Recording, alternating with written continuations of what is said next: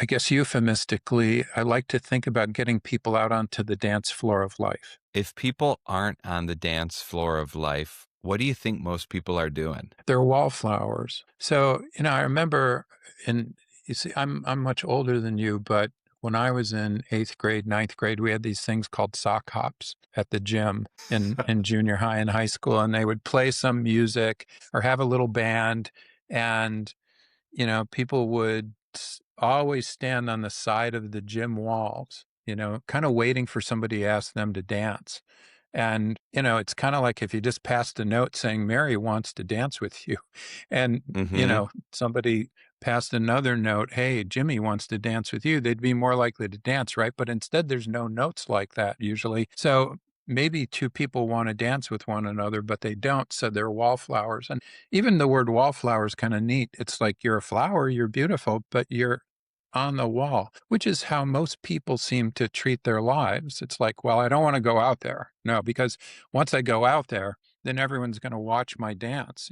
And what if my dance stinks? Everyone will laugh at me. And there's actually one time in high school where I can't remember, probably a sophomore in high school. And there's a song I really loved. And I was a wallflower and I was very shy. But this song that I loved and really wanted to dance to came out. And so I gathered the courage to ask this girl to dance.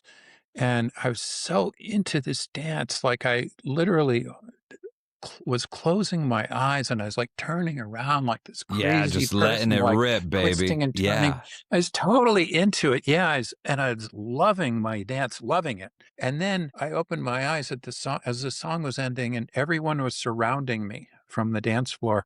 And this girl I was dancing with said, "Are you okay?"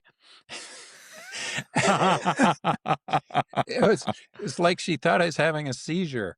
And and I thought I was embarrassed for decades, Andy. I mean, really, I was embarrassed for decades. Whenever I Yeah. went back to that Moment. remembrance, I went, "Oh my God." And now I think about it with great pride because that's how I want to live my life. And I hope other people kind of are able to, in a way, dance their own dance and not really care about what other people think. Because the more other people the more you're worried, the worse you are as a dancer. You're a better dancer when you're truly dancing freely and you're enjoying and loving and totally grooving on the music. And when you do that, you're loving life. And that to me is a purpose.